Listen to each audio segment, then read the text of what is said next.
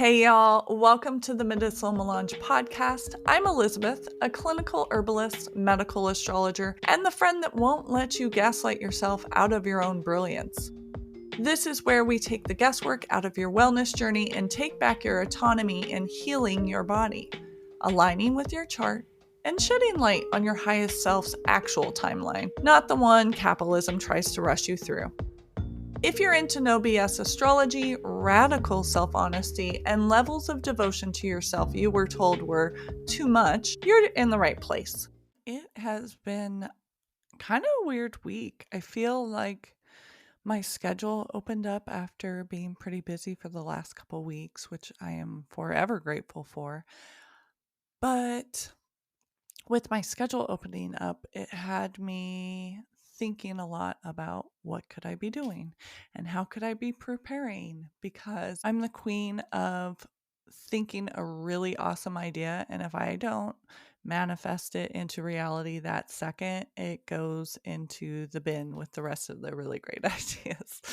So it allowed me to go through my special notebook that I have where I keep all of my ideas and future things I want to work on. And so I just chose something that I can work on. And since it's Mercury retrograde, it was me reviewing my actual words, the things going on in the copy in my homepage, in my About Me bio, which I really hadn't updated since I was probably first starting my business. So there was a lot to review, old stories that I was kind of thinking about, old memories that I had mentioned, or, when you're reading a part of a book or watching part of a story, like a movie, listening to a part of a song, it almost time travels you back into that moment. Right? They're the memory keepers.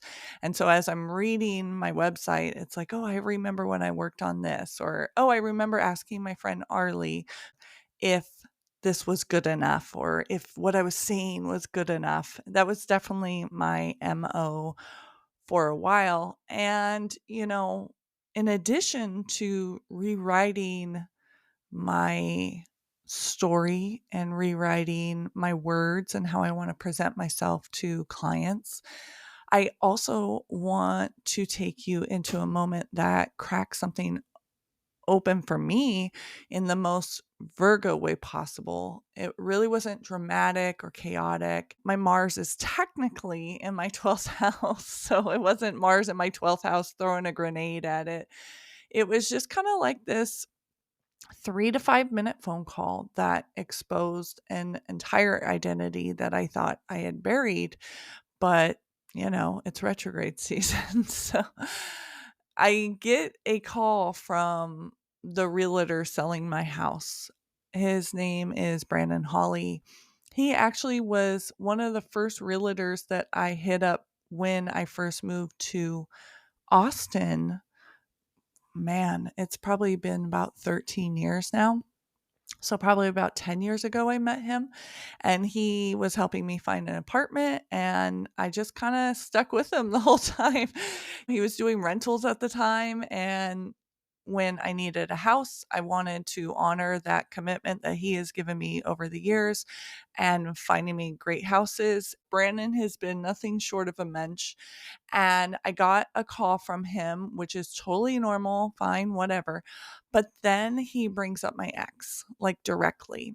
And listen, that alone is already tragic. I will give you the very abridged novella version of how I even ended up in this mess. Because trust me, this definitely deserves its own astrology of my villain era episode.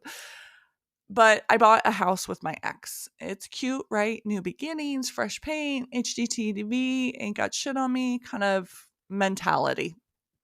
Except for 2 seconds later, I find out not only has he been cheating on me for a very, very long time, literally had a whole new family on the backside. And now, why he waited until after signing the giant financial document to come clean, I mean, even as I say that, he didn't come clean. I found out in very Virgo detective energy way. But anyway, the point is that that man only ever knew the older version of me, the version that did everything in the name of family, the emotional labor, the physical labor, the domestic labor, the memory making for my daughter labor.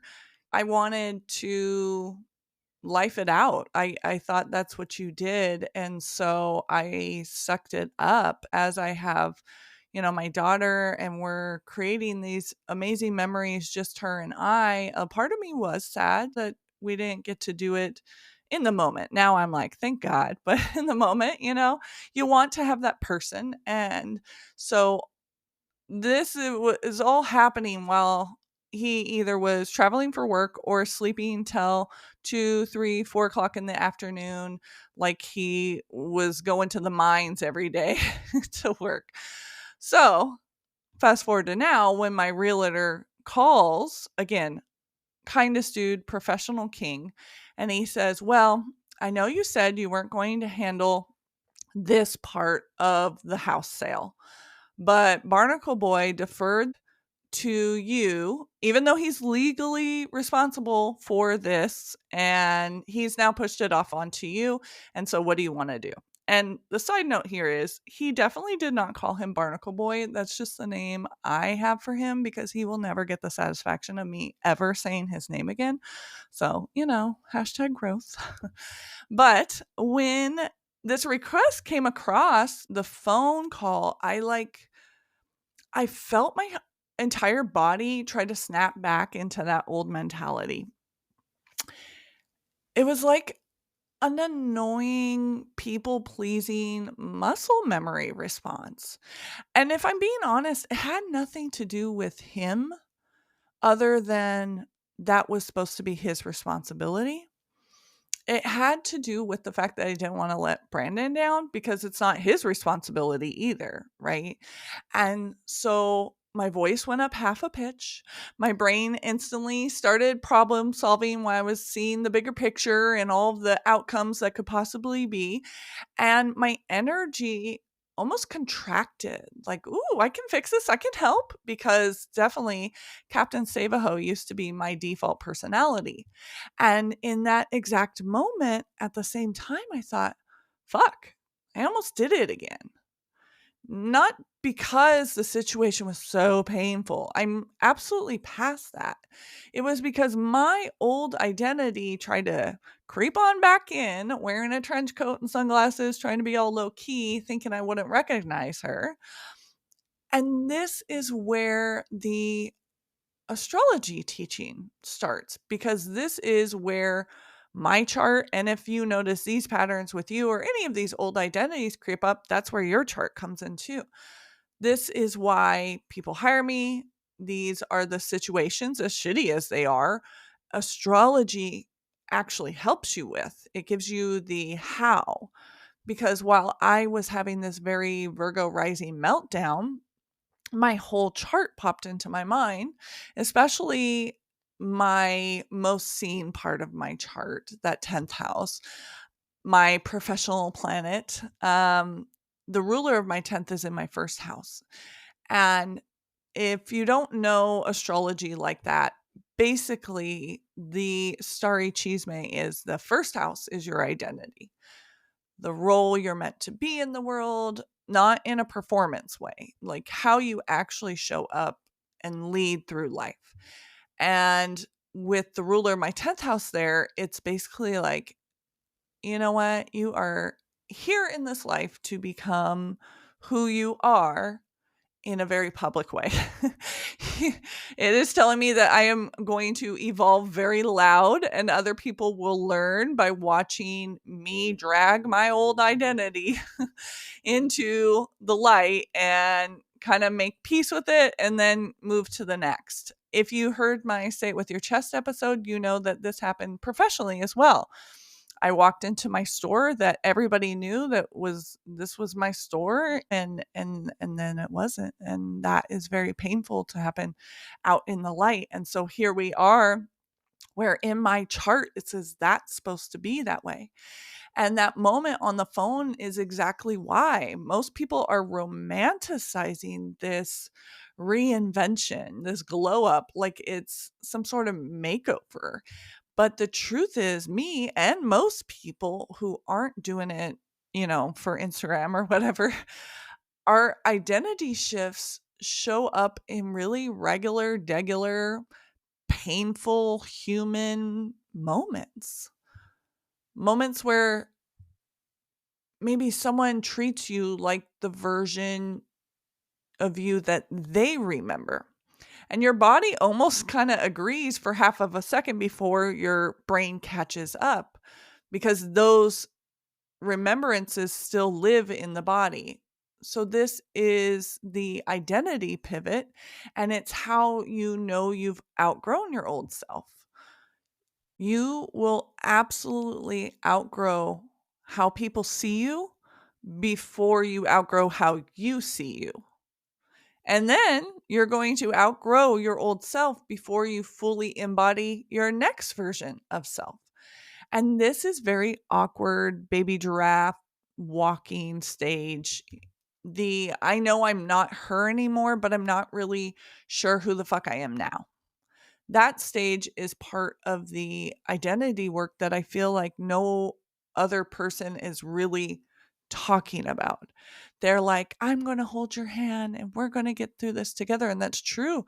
But they don't talk about the fact that it's painful. I had a member of the Sun reach out to me, and basically we shared back and forth how proud we were that it was painful, but it's what she needed in her healing process. And so I feel like that's the identity that nobody talks about, but it's literally like my spiritual kink, for lack of a better words. My Virgo rising playground, the bread and butter of my memberships is totally that in between. I am the catalyst that helps you get from the roles and responsibilities you fucking hate into this new version. But yes, it's painful. And speaking specifically of the pivots that we go through when we're like done going this direction, and maybe we don't go all the way backwards, but we kind of pivot to the right or to the left, there is an astrology to look for there, because this moment doesn't happen in a vacuum. When I had this trigger, that's not a vacuum moment. The Mercury retrograde is happening right now, and it's moving through the exact parts of my chart that rule my voice, that rule my identity, my emotional root system, the stories that I never fully spoke out loud. If we're looking at that for a minute, and if I only can teach you, or if you can only learn one thing from me in this episode, please let it be this. Wherever Mercury retrogrades in your chart, look at the house it's happening in, because that is how you see where your old identity, whether they're scripts or feelings or however you want to explain it, those get exposed in this moment with Mercury retrograde when we're reviewing things. In my own chart, Mercury retrograde started in my fourth house Sagittarius. Now, for everybody, it starts in Sagittarius. So if you look at the wheel, I know that's really scary, but if you show up to any of my classes, I kind of walk you through the wheel because it's not scary. It's actually the most accurate version of your chart that you can look at. If you look at the wheel, look for where the arrow is. And normally it's going to have a slice of pie wherever the arrow. It's typically red because it's a fire sign, but it just looks like a long arrow that you would see with a bow and arrow. It's not like a pointing arrow. It's a longer version of this. And that's the Sagittarian glyph. For me, fourth house Sagittarius, the fourth house equates to emotional foundations, really. When shit hits the fan, how do you cope is basically part of the fourth house. And Sagittarius is truth and belief and honesty, and how can we expand our knowledge to get a better sense of the world, of ourselves, stuff like that. So again, this is very important to look what house Sagittarius falls in.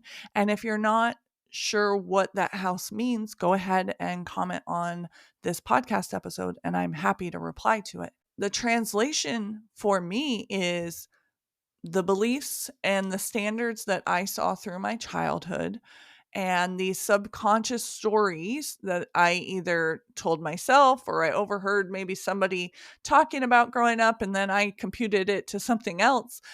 Those all get dragged into the light. That is what is under review. Even the ones that you don't necessarily consent to coming out for all to examine, and also the ones you inherited. So pull up your chart and check where that arrow sits, because that's where questioning your core beliefs comes in. The retrograde in the fourth house for me asks, okay, this belief of always being of service, you take care of your family before you ever say one fucking need of your own. Is that belief actually mine? Or did someone maybe guilt me into holding this? Did someone tell me that's the only way? Is it all I ever knew? Meanwhile, in my own life, every emotional kind of file folder that I thought I was like, nope, we can archive that. Please go away. It's definitely under review. It's being revised. They're being opened. I grew up in a family deeply rooted in service. So generationally, it was service in the name of the church. But my parents evolved and were more serve the community because it's the right thing to do. And we would go out and we would often help our community, and not just our unhoused community, but whether it was doing gardening for old ladies or planting trees or donating our time at food banks and soup kitchens, whatever it was, that is kind of the world that I grew up in. And somewhere along the line, I must have taken that to a Virgo extreme and I internalized that in the most Sagittarian way possible, as everything and everyone else comes first, no matter what the cost is. I remember I used to pride myself in being the mom that got her child everything and went without. But I also know that from my point of view, that's all I saw my parents doing too, is trying to help me. That's what I thought you did. You put everybody else first before you needed it.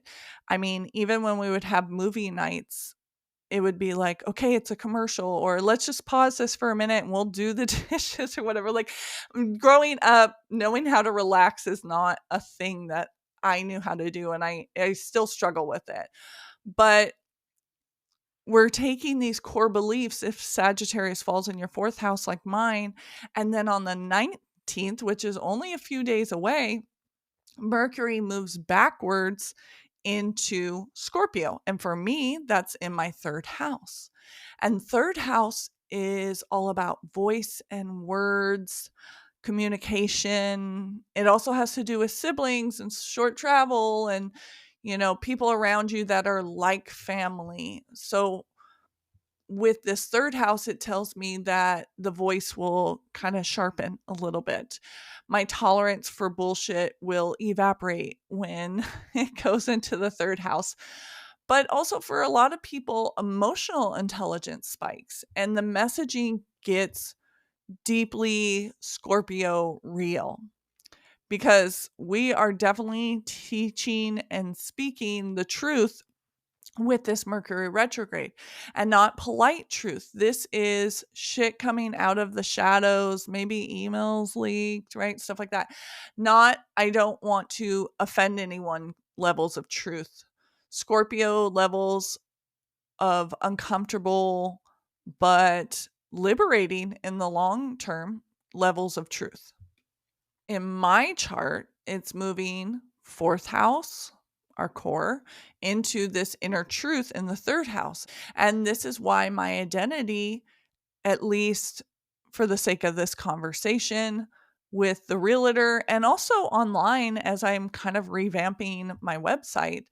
It feels like it's shedding. My bearded dragon recently got a nice little bath, and then a couple days later, you can see they're shedding. Also, shout out to my family baby beardy. Rengoku is the cutest little bearded dragon. Anyway, as I tie it all together, the phone call, the retrograde, me revamping my About Me section, my own body's reaction, it really reminded me of the core of my chart and my work, which is I help people, in this case me, reinvent themselves without abandoning the emotional truth that we have been carrying for years.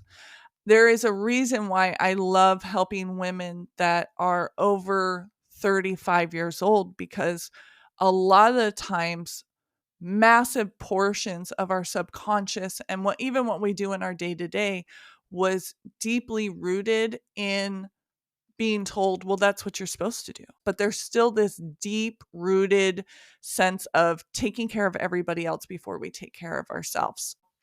Because reinvention without the emotional honesty isn't reinvention at all. It's just another performance. And as we grab the popcorn and watch the end of 2025 play out, we don't need a new mask into 2026. It makes me think of like a polished bird cage, right? A golden cage. And I know the listeners who enjoy the Medicinal Melange podcast don't want that performance either. Not from me, not from yourselves. You want an identity that actually fits who you feel you are, or starting to feel who you are becoming.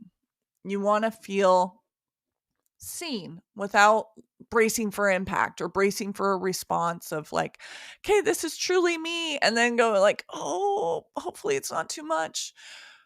We are definitely done with roles and responsibilities that we are all told that we should do to feel fulfilled. But again, that voice doesn't match our truth.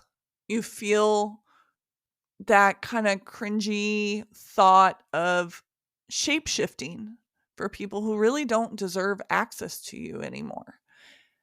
And if you're sitting here thinking like, holy shit, that is definitely how I've been thinking. That's how I've been feeling. I know that this uncomfortable space is because I've outgrown my old identity, but I have no fucking idea where I'm going.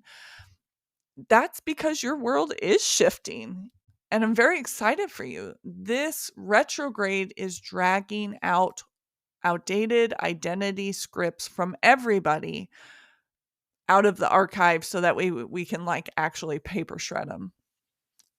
2026 is the year for truth, for new beginnings, fresh starts. But your truth is going to rapidly speed up over the last parts of retrograde, and it kind of catches up with your highest self, with your potential, with your abundance, whatever you want to call it. And you do not have to do that stuff alone. I mean, honestly, that's where I come in. That's my entire career. That's where my astrology readings, my memberships, this entire podcast episode is leading you into the version of you that no longer settles for the story someone else wrote. Well, that's all I feel like we can process during Mercury retrograde. How do we make peace with the fact that identities are shifting? These monologues that we're having inside are kind of word vomiting out, especially if you have Pluto and Scorpio. And how do we pivot into 2026? How do we pivot into next week? I mean, we're all taking every day at a time because it is that big of a shift. And in case y'all are nosy, because look, I am, I just want to update everyone. I did not do the thing that my ex expected me to do. I went, I would love to help with that, but per our agreement, And what I said in the very beginning of talks when we were talking about what I would be responsible for and what I'm not, I will not be responsible for that. And I'm actually very proud of myself because I probably would have tried to people please. So I definitely have this, oh, but I need to make everyone else's life beautiful. But before we leave, let's pull a card. I always really liked Juliet Diaz's Season of the Witch Oracle cards. Today I have the Yule deck. If any of this stuff was coming up for you, just know that this coming week I actually do have my once a year sale. As y'all know, I am a business that supports a whole family. From the moment I started offering items, I try to make the price as fair, and I don't really ever and haven't raised my product prices in years and years and years, and I don't plan on it. However, once a year I do offer a sale. My top sellers once a year, when I know that you could be spending your money anywhere, and I greatly appreciate that it's with me. So I'm going to be offering, which is a little different this year, I'm going to be offering my memberships at a discount. I'm going to be offering my classes at a discount. I'm going to be offering my herbal products at a discount. And I'm going to have a couple offerings that have free readings attached to them. I'm going to have a whole bunch of stuff, but basically I'm going to offer one sale per day, and it starts next Friday. I will actually put in the show notes a preview page. I know that with 2026, per the numerology, per the astrology, per the psychic predictions, per all of it, we are all massively different at the end of 2026. And this retrograde specifically was meant to bring old secrets out, to end things, and it's just going to be a really amazing opportunity to start new. They always say the new year, new me, but it could actually be that way. And I wanted to have my offerings for the sale reflect that as well. For today's magical card 43, it popped out at me, which is wreath. Wreath keywords are eternity, growth, symbol of circle. The quote is, there in the circle of life tends to breathe death. One is not without the other, eternally bound by the essence of spirit. I know I say it every week, but I just love knowing and then forgetting and then remembering that I'm just so fucking attuned to my guides, because what a beautiful card again for this episode that I've been teaching about. It says life is always ebbing and flowing in a cycle of good and bad. Circles are a perfect representation of the wheel of life. So when wreaths enter your spread, it is a reminder that good fortune will return to you in time. If you are going through a rough patch, know that this period will not last forever. You are coming to a turning point in your life, and more paths will be available to you soon. Until that time, remember that you are what you attract. I think this is beautiful because it ties it back into that part where I said your mind knows one thing, but your body kind of holds on as the memory keeper. Yeah, I could have easily went, it's okay, I'll take care of it. But I also know that asshole has the money. He can take care of it. I'm not vibrating on that level anymore. I've healed, I've moved on, and I refuse to take care of things like that will drain my energy, that will energetically lower my vibration. Keeping a positive attitude and trusting in the universe will help you draw even more favorable circumstances. But it is a reminder that at the end of the day, staying present, that is the most valuable thing that you can do for yourself and for other people. And with that, I hope you have a great week. This Thursday, I will be at the Stinking Rose during the day. You can go to my website to In-Person Astrologies to book. I also will be at Deja Vu Esoterica next Sunday. I already have people pre-booking for that one. So if you would like to grab an in-person reading, those are my 2 days this coming week that I have. I will also be launching a holiday gift set. I have these beautiful moon-shaped incense cone holders. I will link Kat, who is the maker, in the show notes for this episode as well. But it's going to have the incense cone holder, the beautiful incense cones. I have rose, I have frankincense. They're very beautiful.